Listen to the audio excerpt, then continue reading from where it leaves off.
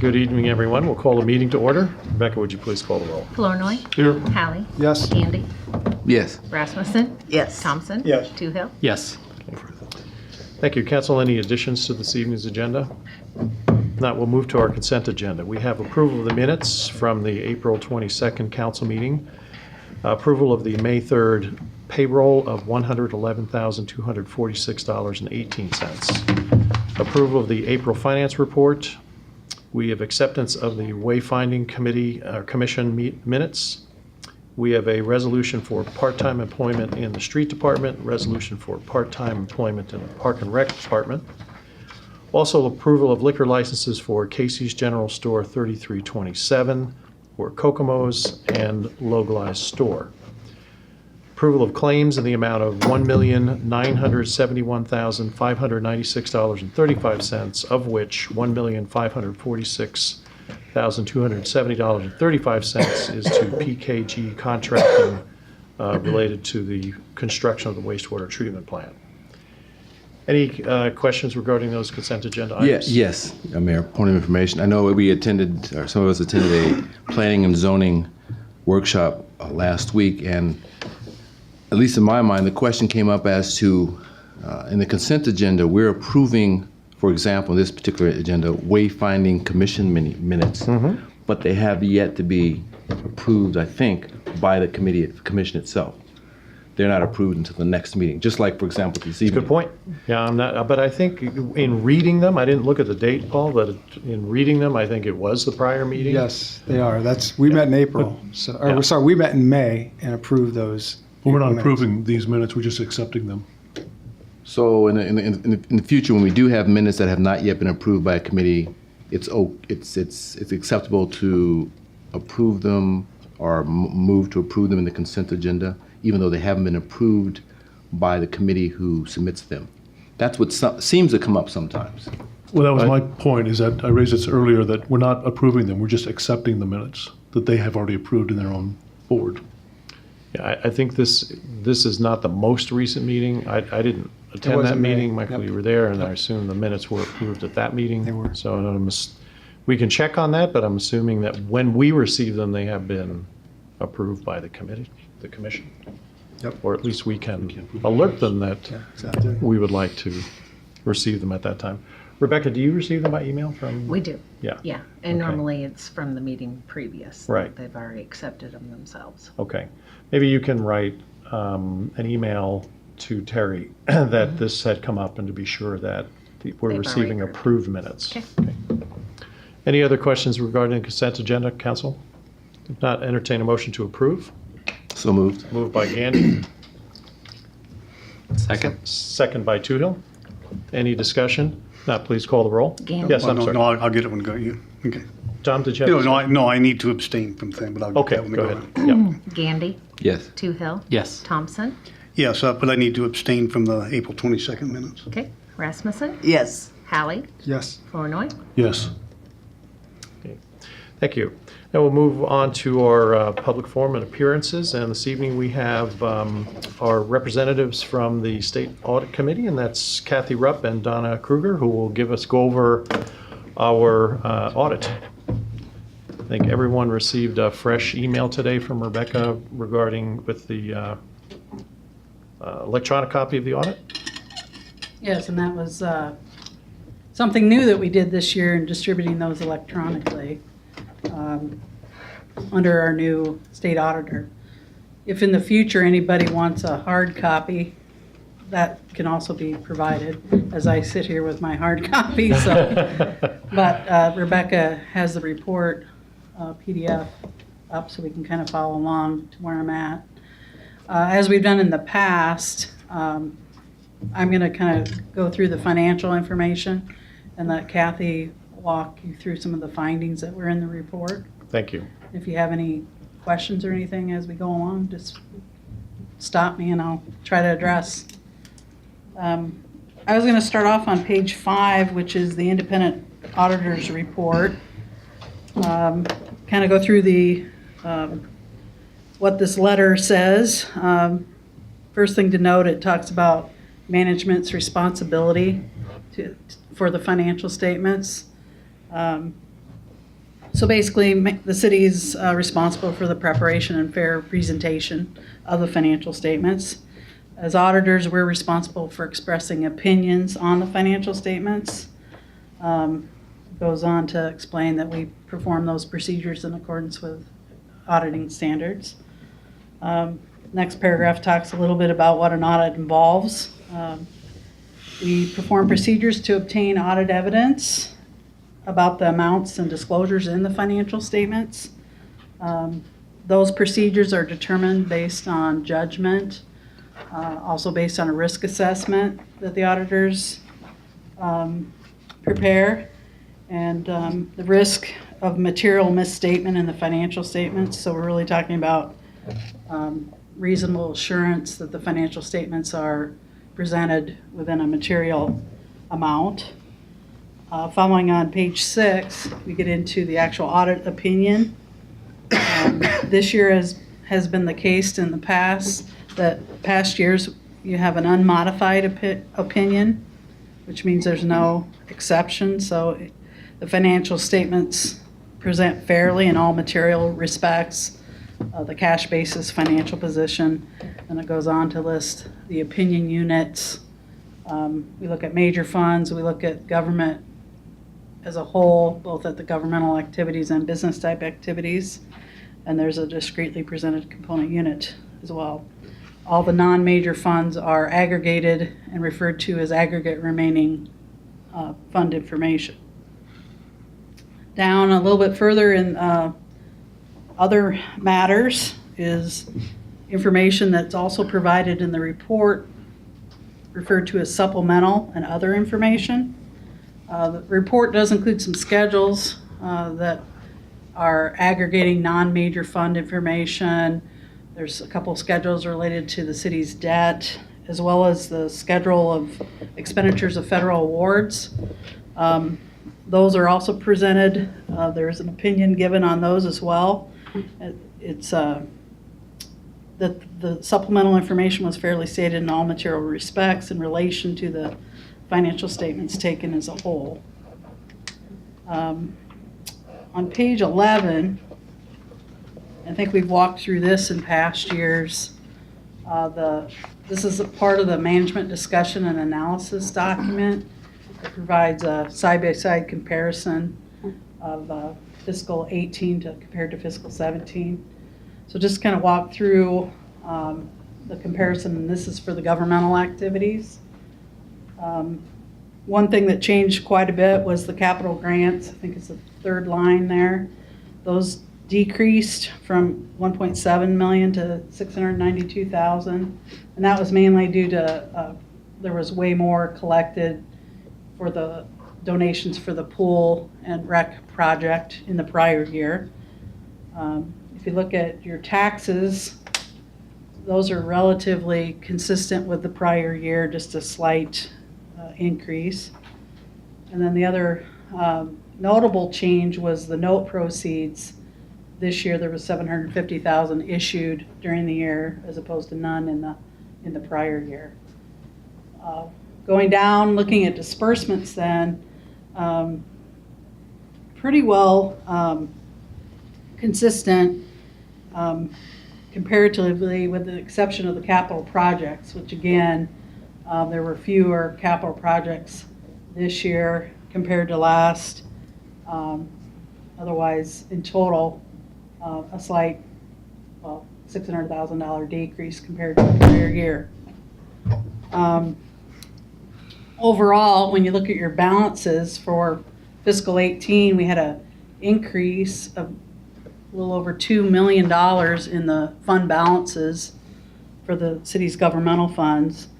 And that was really, if you break that down, looking at the fund financials, a big chunk of that was in the general fund, about $925,000. Also, the capital projects fund moved from a deficit position to a positive balance, so that was also part of the change. And then the TIF fund balance also increased a pretty good amount due to the proceeds that were issued on that note during the year. We're sitting in the TIF fund at the end of the year. Now the graph at the bottom Just gives you kind of an illustration of your receipts by source, disbursements by function. Your largest piece in the receipt section is obviously property taxes, 51%. Second is operating grants at 14%. That would include, a large portion of that would be road use tax dollars. And then the third is your local option sales tax at 7.7%, represented in orange there. On the disbursement side, you have a fair amount, division between the functions, but public safety is the highest at 27.7. Debt service, 21%, and then the third highest is the capital or culture and rec at 16%. The next page shows a similar comparison of the dollars between fiscal 18 and 17 on the business type activities. So this would be your water, sewer, airport, and solid waste. Comparatively, there you see a large increase in the capital grants, contributions, and restricted interest, with over $2 million in fiscal 18 compared to just $140,000 in the prior year. That is going to be made up, I think, entirely of the USDA grant dollars that flowed in during fiscal 18. In addition, you see quite a change in the note proceeds. During fiscal 18, there was $4.2 million of revenue notes that were issued, and that was to pay off some anticipation debt that you had for the sewer project. In addition to that, there was another $2 million that was issued of anticipation notes to continue funding of the project. So other than that, that pretty much is the reason for the larger increase in receipts in the current year.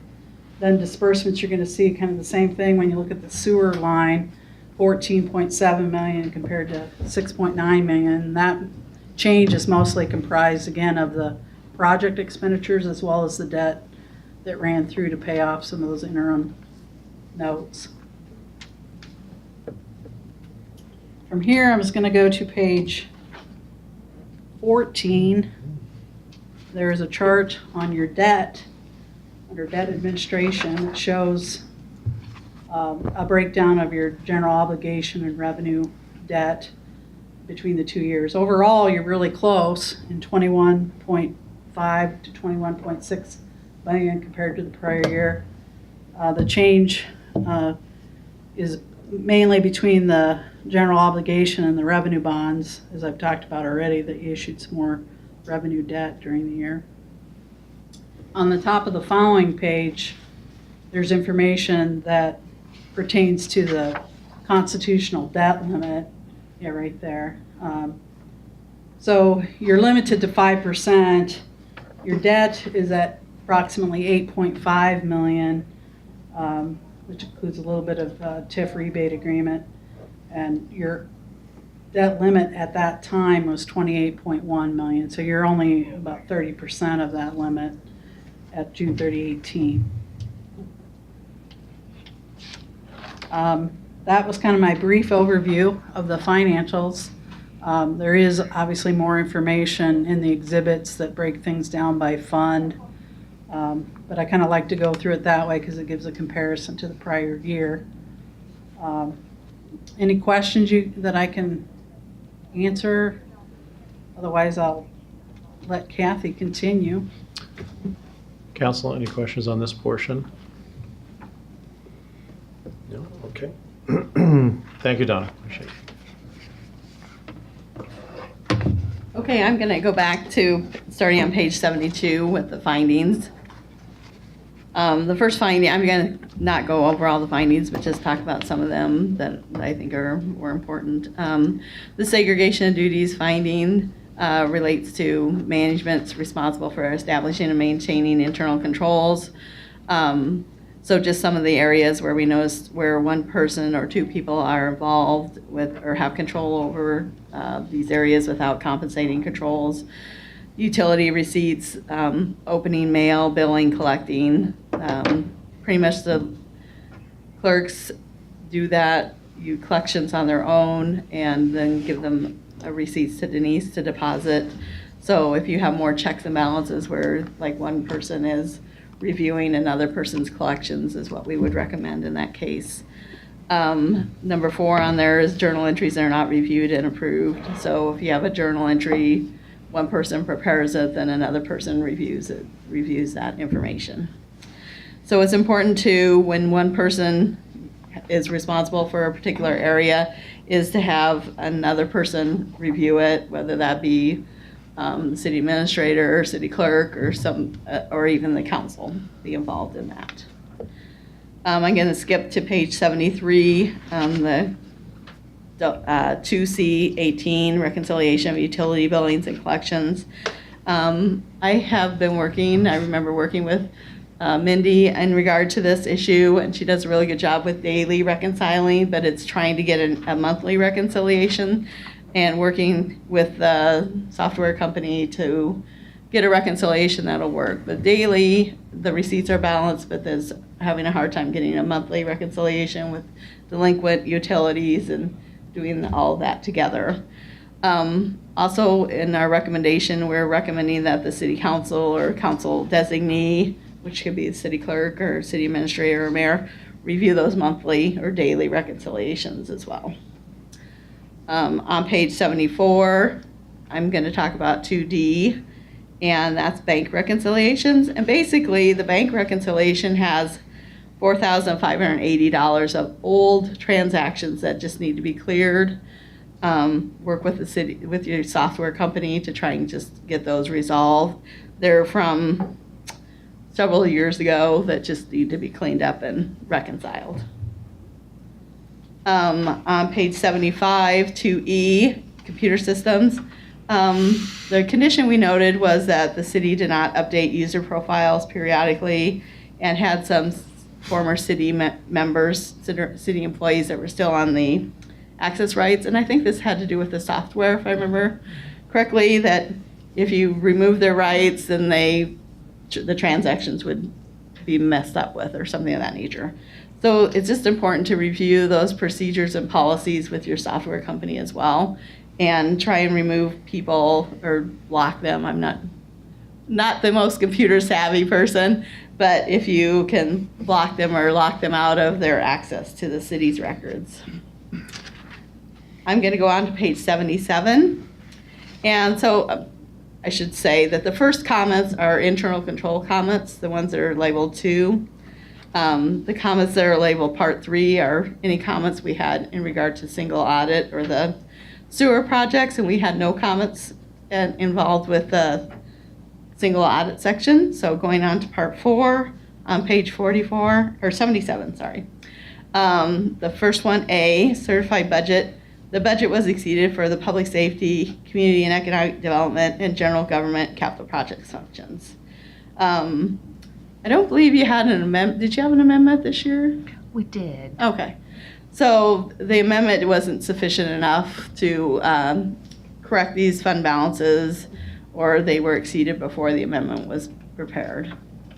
So just stay on top of the budget throughout the year, and make sure you do those amendments prior to exceeding the budget. Talking about comment B, which has to do with questionable disbursements. And we've had some conversation in regard to this before, where the city does have a policy about allowing employee recognition at retirement. And our recommendation is that basically the city needs to identify how the public is benefiting from the payment of these things. So if you're recognizing an employee at retirement, you need to say, we're recognizing these people at retirement. We're inviting the city to come in and recognize them, and the city's benefiting because we've had a long-term employee and recognizing them. So something of that nature is what we're looking for. Just having a policy is not sufficient. You need to identify how the public is benefiting from those payments. You want that written into the policy? I think it's more of like a step of each individual person. Yeah. So when you're, say, having a retirement party, that for that retirement party, we're doing this because of this reason. Okay, on page 78, I wanted to talk about D. We did see that the city council had bids for the tree removal and trimming. However, the invoice that was presented for payment wasn't broken out into how the bid was stated. So the bid was like per type of tree or stump removal, but the bill was like per hour, if I remember correctly. So the invoice didn't reflect how the bid was presented. So I think I talked to Denise about getting a better invoice from that company.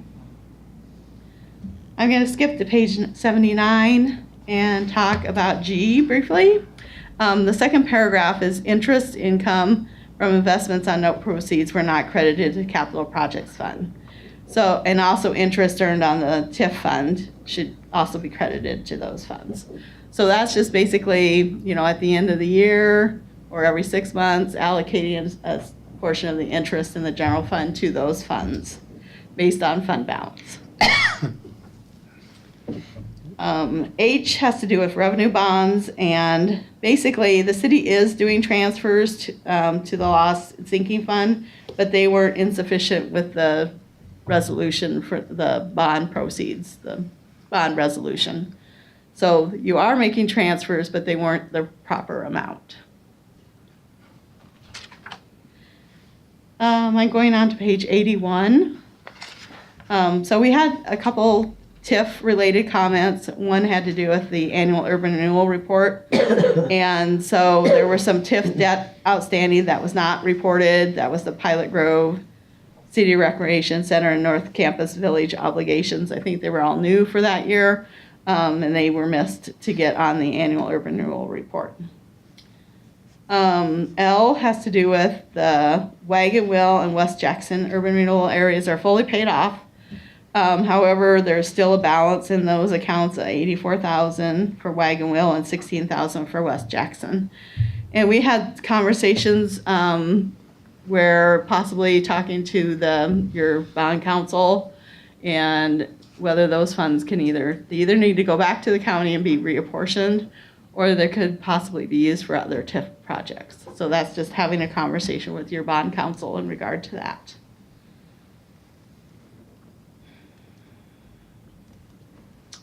Also, the North Campus Village rebate agreement, which was an annual appropriation, was included at 100%. So for the debt certificates, it just needs to be the annual amount being included. All right. Starting with comment M on the bottom of 81 and going to page 82. There was, as Donna mentioned, there was $750,000 of GO capital loan notes deposited to the TIF fund. And then there's capital expenditures out of the TIF fund. The TIF fund's really only supposed to be used to pay for debt and not the capital projects. So the note proceeds should have been deposited into a capital projects fund, and then those expenditures made out of the capital projects fund. It sounds like they should be in the TIF fund because they're TIF activities, but it's not what the purpose of the TIF fund is. Also, there was $1,185 of legal and publication fees paid out of the TIF fund. Again, that's not for debt. That should have been either paid for out of the general fund and then maybe done a transfer in advance to reimburse that from the TIF revenues. On page 82, number N had to do with the GO bonds that were, let's see if I can explain this one properly. There are GO bonds where a portion of them are supposed to be paid for from TIF revenue. However, they're all being paid for out of the debt service fund. So the money should be collected in the TIF fund and then transferred to the GO fund to pay for that section. So it's just kind of a financing process of how the 2015 GO bonds were enacted. A portion is supposed to be from TIF and a portion is supposed to be from GO with a transfer into the GO fund. And the last one I wanted to talk to you about is O on page 83. And that's just some old old debt that it's actually had coupons for it. And the debt has been canceled, but nobody's ever been paid for the coupons. So the coupons need to go to the state treasurer's office and their unclaimed properties, their treasure hunt. So that's how you eliminate that comment. So if you have any questions about any of these comments? Okay. Kathy, do you feel confident that you've communicated this well enough to Rebecca and Aaron so that they understand?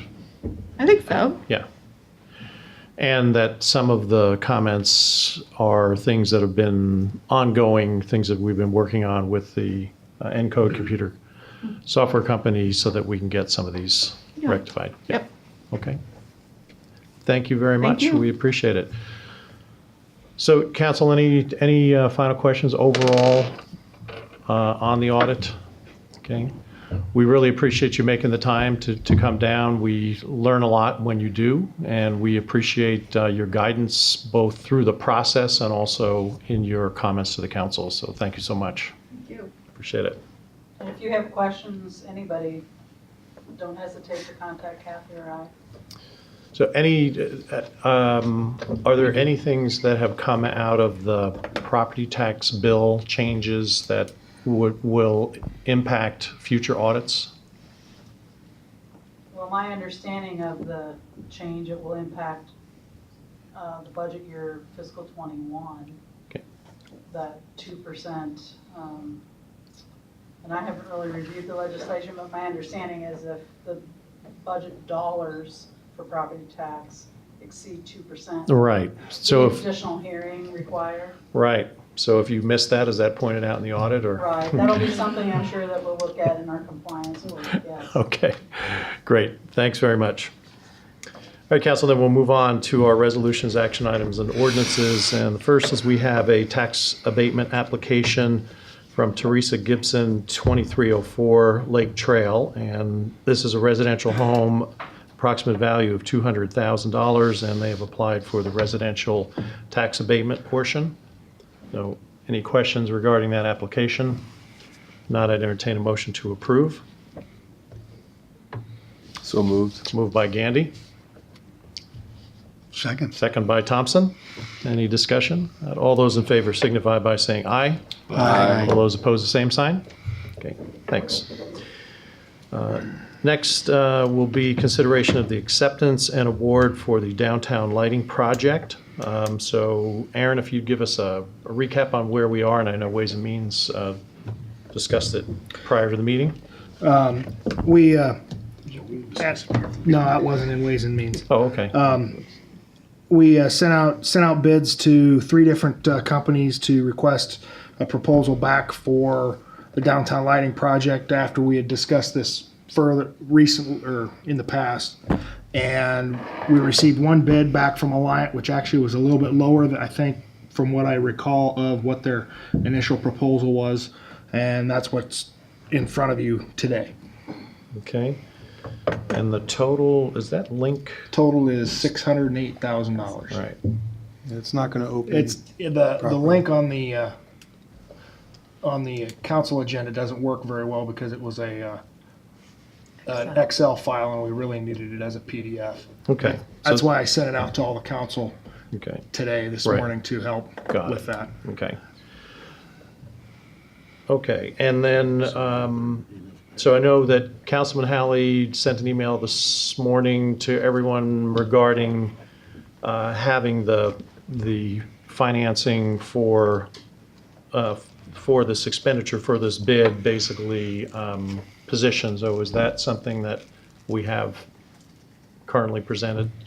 And that's just as per the financial policy that we adopted a couple years ago. Every project we accept just has to show the revenue source Sure. for that project. Wait a minute, Michael, when did you send this email? This morning, but it wasn't to everyone. Right, I didn't get it. Sorry. Don't feel left out. I do feel left out. So I anyway, don't want to the break the quorum, so I just. So the proposed funding formula for the 608,000 is? The proposal is that we'll use backfill dollars to support this, along with a couple other projects that we approved at Ways and Means that we'll discuss, or Tommy will talk about when we talk about Ways and Means. But we currently get $155,000 from VACFill dollars annually. So starting this next fiscal year, we'll use that $155,000 plus the next few years to pay that debt down or pay that debt off, providing that the backfill doesn't go away. Now, the contingency, if the backfill does go away, we have local option sales tax money that's earmarked for, well, currently it's, for this fiscal year, it's earmarked for unobligated reserve. After this fiscal year, it's meant for debt reduction or debt relief. So that's approximately $200,000 annually. We're finishing off in this next fiscal year, we're paying off the Civic Center's loan. So there's also another $100,000-ish of local option sales tax money that will not be earmarked as of fiscal year, is Right. that 21? Not next year, the following year. Right. So the backfill dollars at 155,000 this year, if nothing changes, so over 4 years, that would produce $620,000. If the legislative proposals that did not come up this year, but if it were to come up next year, they did have a scaled, Phase out. diminishing scale phase out. So there may be less than 155,000 in years 2 and 3 should it go that way.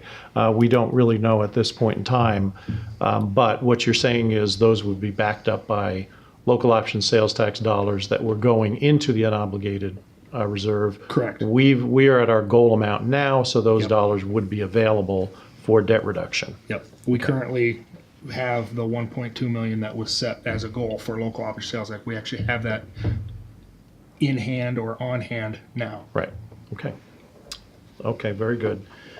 So on that then, so at this point in time, we would be taking action simply to accept the award for the downtown lighting project, and then you'll talk about the funding in Ways and Means as a portion of several other projects. Yeah, we talked about the library with their Right. boiler today, along with the airport project that needs some funding.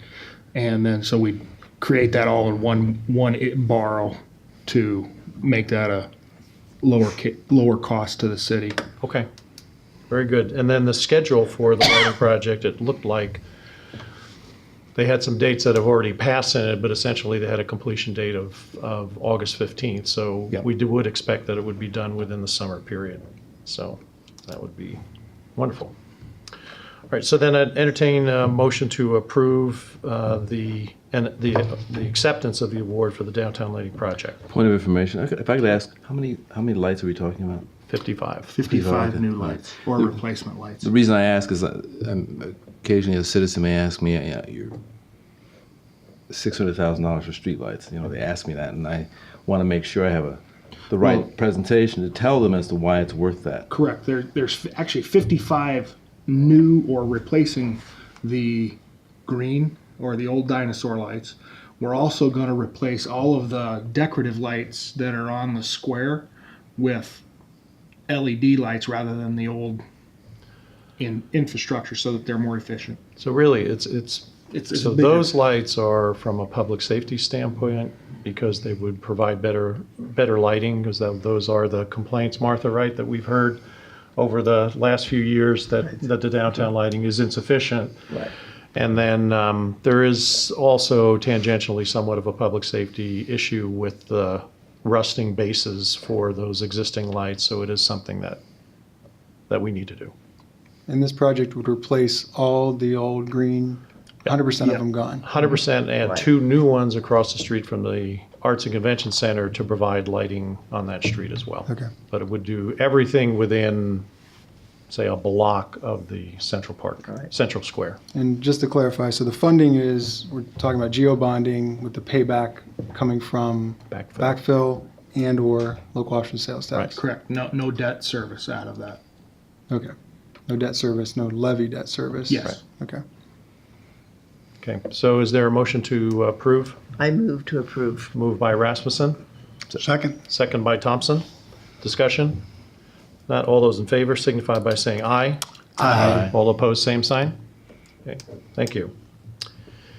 Next, council, we're going to talk about the airport improvement project. Melanie, if you could give us an update on that?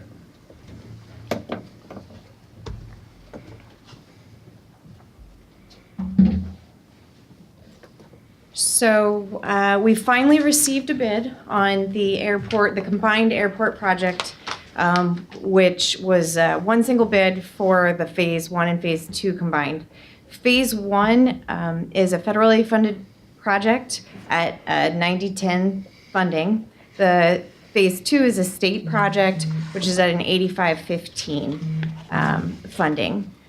The city received one bid from Drish Construction of Fairfield at $673,760. This is approximately $170,000 over estimate. So we've done a lot of talking, and I reviewed this with Ways and Means before the meeting. What we're proposing is to decrease a portion of the state project. The state grant is capped, whereas the federal grant, we have some funds stockpiled so that we can pay for more of the overage on the federal side than we can the state side. And what then, by doing this decrease in scope, the city's match or portion increases by $6,800. So our total city portion becomes around $85,000. We budgeted actually $90,000 for the project because we knew that would probably happen. But it is still an increase to the amount that we thought, which is why I brought it to Ways and Means. It's an increase in our contribution and a decrease in the scope, but we think this is the best way to continue to move forward and stay close to budget. Is anything changing on the federal side, or is just you reducing scope on the state side? Just reducing scope on the state side. Okay. So in talking with Ways and Means and CMT, the recommendation is to award to Drish, but have that award contingent upon FAA and DOT authorization and a successful scope reduction, price reduction change order. We would sign both the agreement and the change order at the same time, so we know what we're all getting into and that we agree to it before we lock ourselves into a price. Okay, there's your recommended motion, council. Rebecca and I worked on it. Yep. Okay. So then we're asking for a conditional approval upon approval. Okay. So entertain a motion to approve. Move. Moved by Thompson, Second. second by Rasmussen. Any discussion? Not, please call the roll. Thompson. Yes. Rasmussen. Yes. Gandy. Yes. Toohill. Yes. Hallie. Yes. Flournoy. Yes. Okay, thank you. Go ahead, Mel, I know you have the Traffic Safety Improvement Program funding. What you have in front of you is a resolution to accept the Transportation Safety Improvement Program funding. This is $66,000. The council has actually already made a motion on this, but the document requires it be a resolution. Okay, council, so then entertain the approval of a resolution to accept So moved. Transportation Improvement Sorry. Program funding, moved by Hallie. Jumped the gun on that Is there a second? Second. Second by Flournoy. Any discussion? Not all those in favor signify by saying aye. Aye. All those opposed, the same sign. Thank you. Okay, thank you. Okay. Next, council, we're going to look at a resolution, and this would be to approve the step wage increases for the Fairfield Police Department. This is one of the primary issues that we discussed at our work session, as you recall. What you'll see in the resolution is the wages broken down by hour. Aaron, anything you want to say about the resolution? The essentially for this wage resolution, it really only affects two officers, the two senior officers that have been here for 5 years.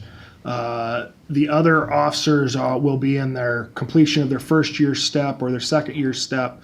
So they really won't see big increases right now, but over the time of their career, which we're hoping incentivizes them to stay longer also, they'll see a larger increase. That wage that they're looking at there for their 5th year is very comparable, if not a little bit more, than Mount Pleasant and Washington.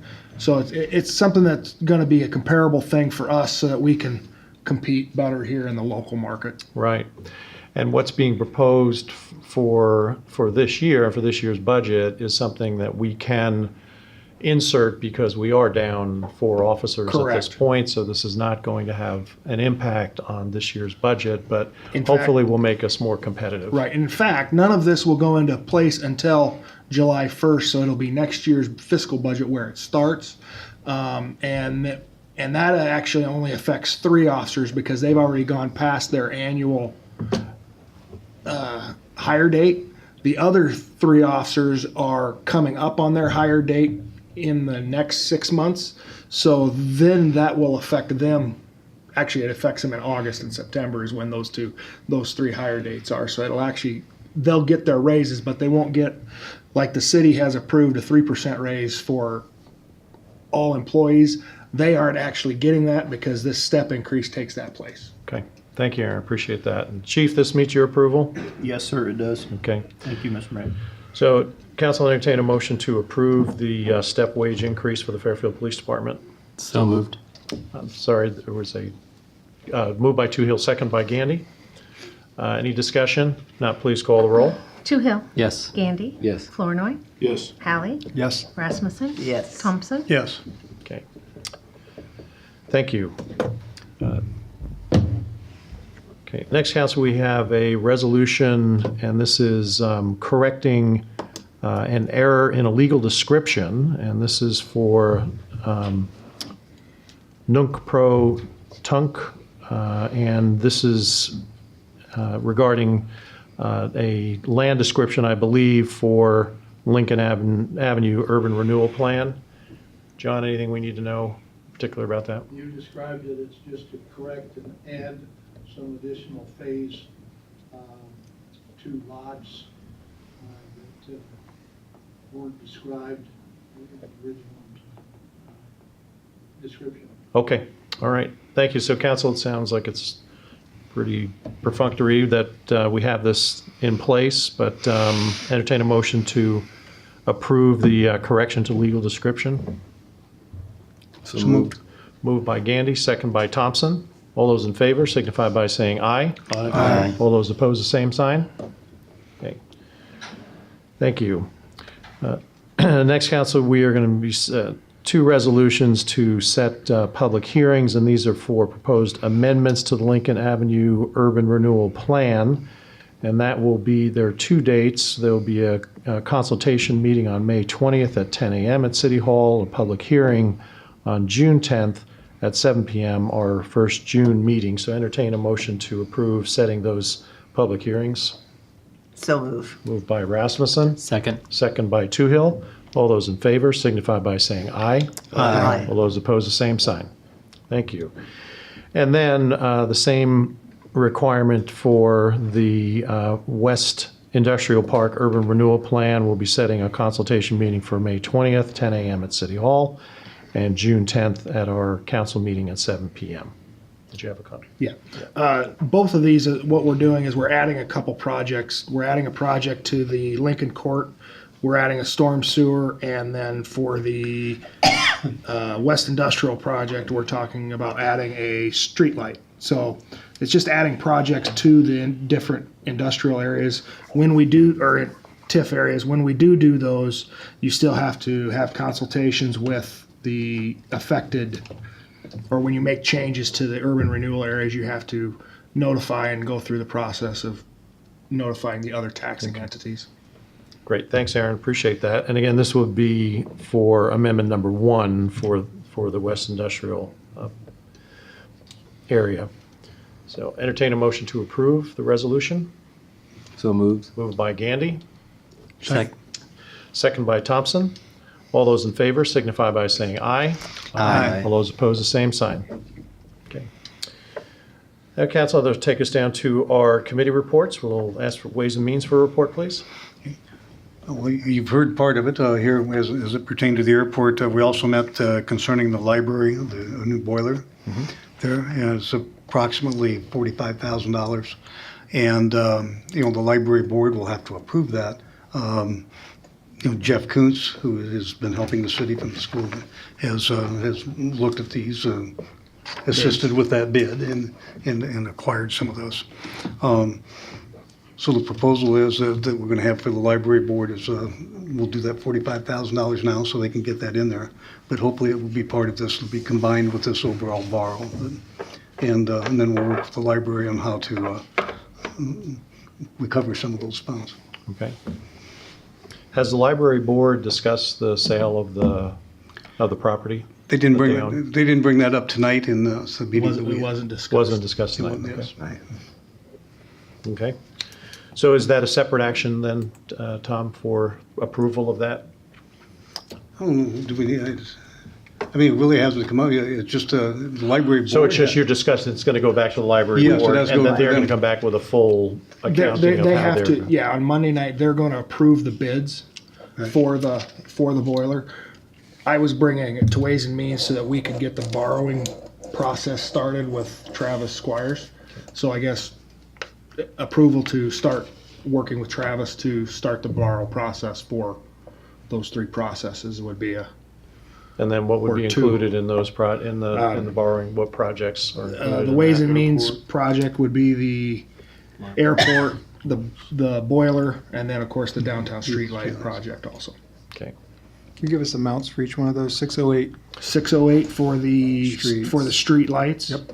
45 and some change. I don't remember exactly what it is off the top of my head for the boiler. Okay. And then it was 85 or 86 for the airport. Okay.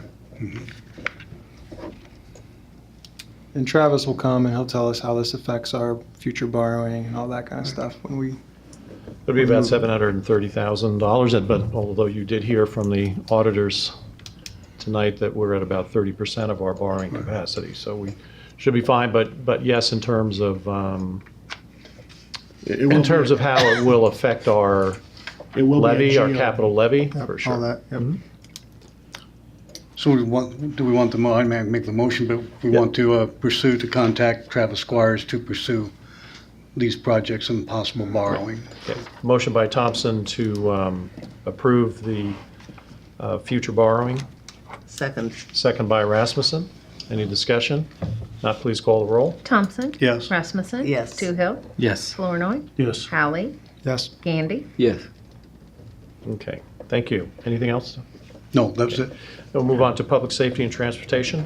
We had two agenda items. The first was a series of recommended amendments to our bicycle ordinance. A local gentleman named Greg Titus, who's a bicycle enthusiast, had approached me about this months ago. Felt with the incoming influx of many thousands of bike riders coming in July 5th, might be a good time to go ahead and move on this. So we went through each amendment, and Doug and I, representing the committee,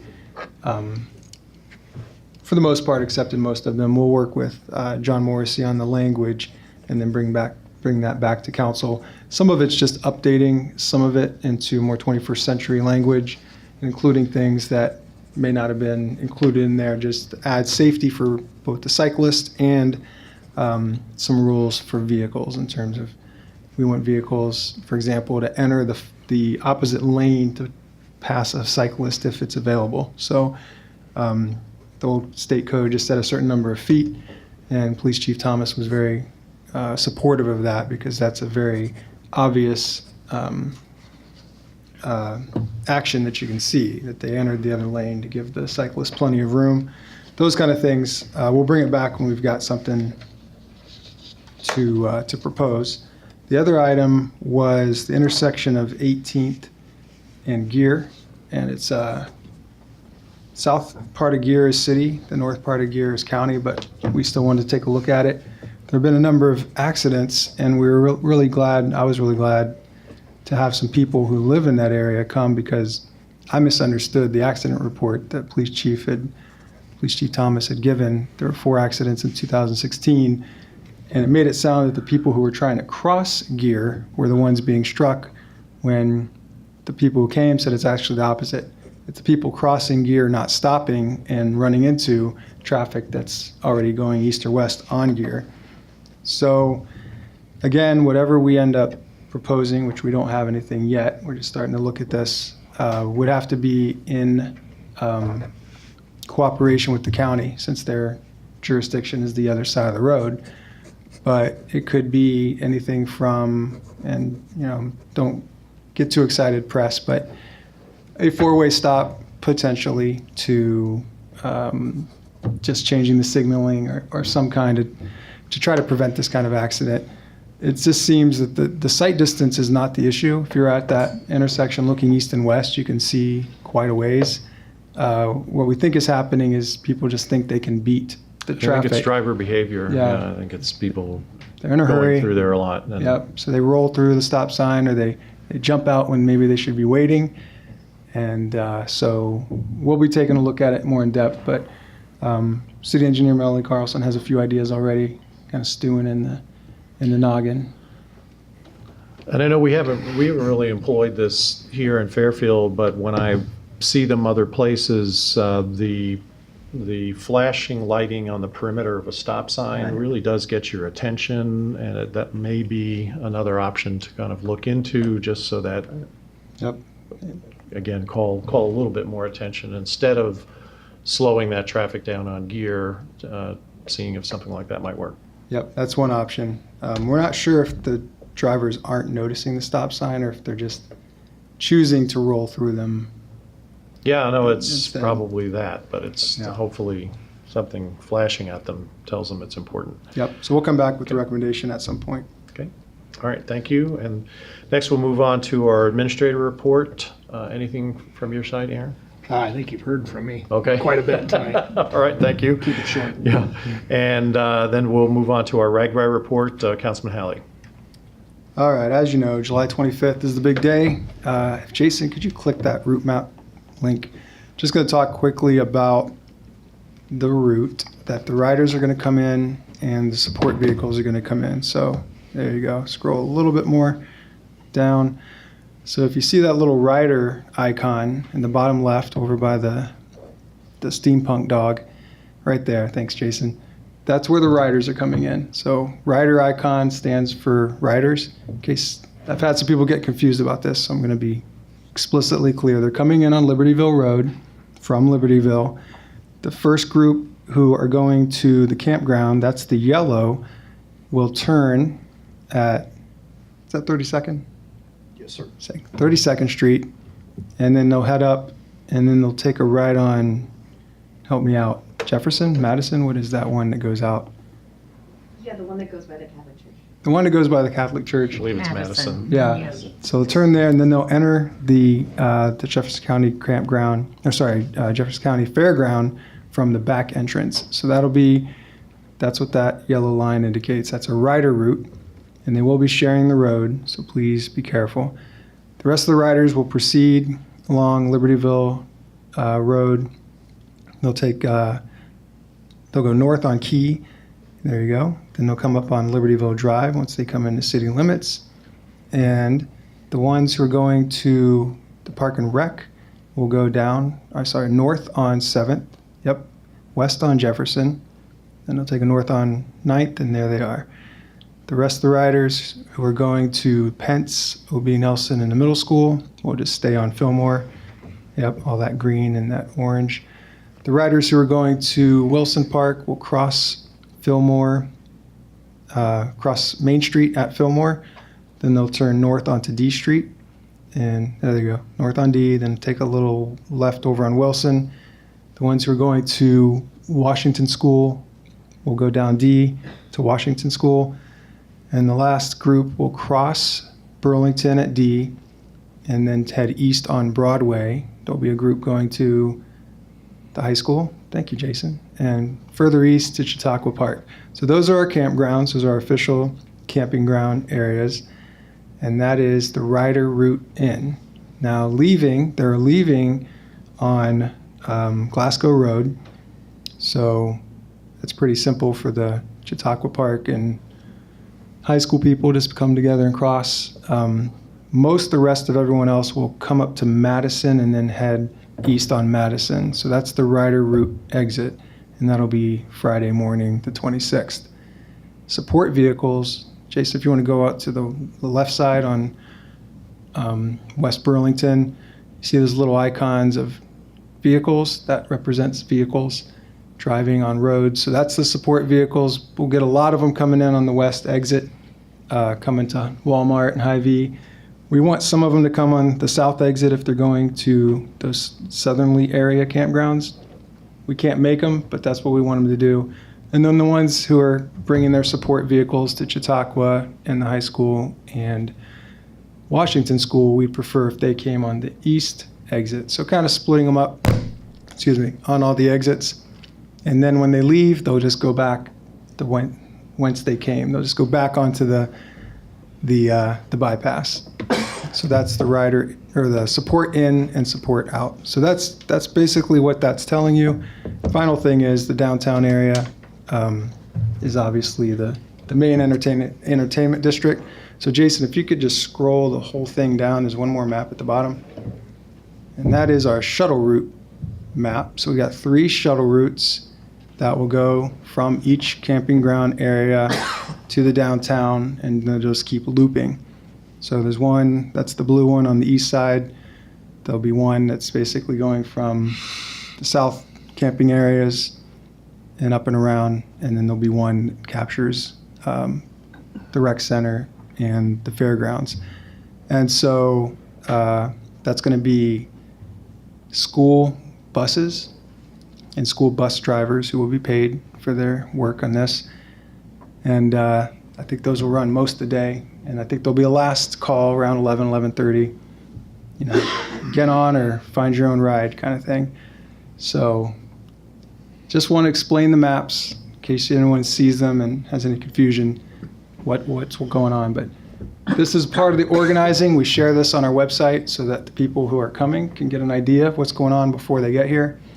And this is just how we manage 20,000 guests coming for a single day. I thought I'd share it with everyone. Great. Thanks for your report, Michael. We appreciate it. We had a chance to attend the kickoff meeting. It was very exciting to see the kind of preparation that's gone into the theme here.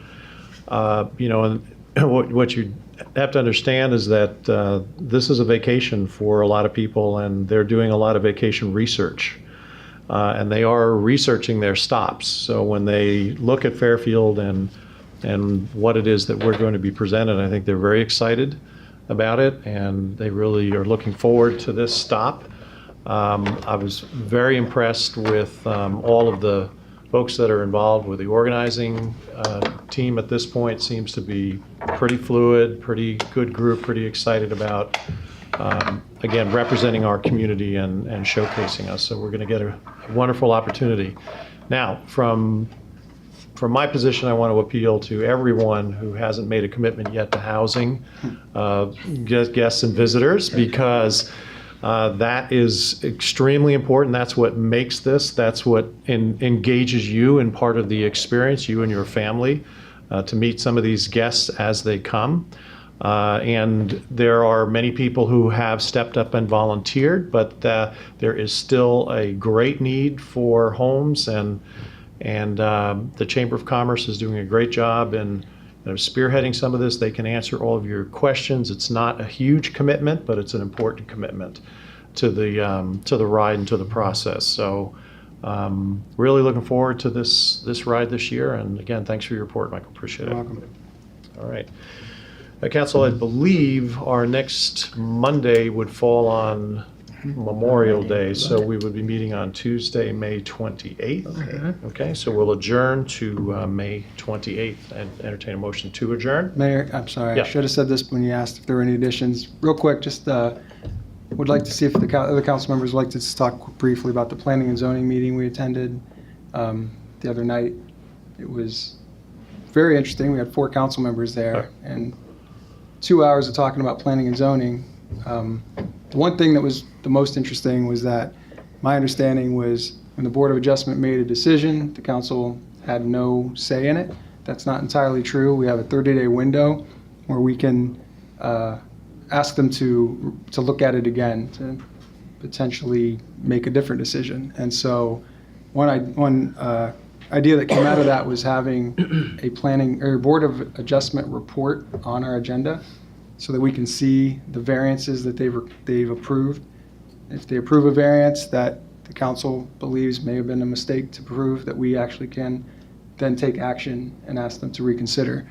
Probably isn't going to happen that often, but in the spirit of the checks and balances that are put in place in government, it might not be a bad idea to consider something like that. I don't know if anyone else wants to speak on that. I just felt that that was the biggest takeaway for us, aside from just learning about what that process is, was that we actually do have that appeal that we can make, or that action that we can take if we need to. Yeah, I attended the meeting. That is a good idea, and I think it makes sense for the reasons you mentioned. I took away from the meeting that we have a tremendous resource. I think this was sponsored by the Iowa State University Extension and Outreach Service, and we have a tremendous resource there. Those are very knowledgeable people, very helpful. It was actually kind of fun. We had question and answer sessions, and many people got some questions right and some people got some questions wrong, and I was in both camps, mostly in the wrong section. But anyway, I learned a lot about how the Board of Adjustment, the Planning and Zoning Commission, how they work with each other, how they're different though in their functions. And I also learned, for me, the biggest takeaway for me was the importance of the comprehensive plan. How useful it is, how necessary it is for us to be able to effectively work together as a council and for the commission and the board to do their jobs well. So it was very informative. I'm very, very glad I went. Great, thank you. And I neglected to mention, I was going to mention this in my report, that the meeting that we did have with our advisory committee for our comprehensive plan, we reviewed the results of the survey, and it did reinforce a lot of the important directions that we've discussed here at the council, including housing. The process is going to go on a little bit longer, I think because we allowed for a little bit more time with the survey. We received 500 responses, which is about a 5% return, and I think that's good for a community survey. So there will be another committee meeting in July, and I think the draft process will start after that, Aaron, is what I picked up. And then we'll probably get something in August or early September as a final. So there's still some more to process in that.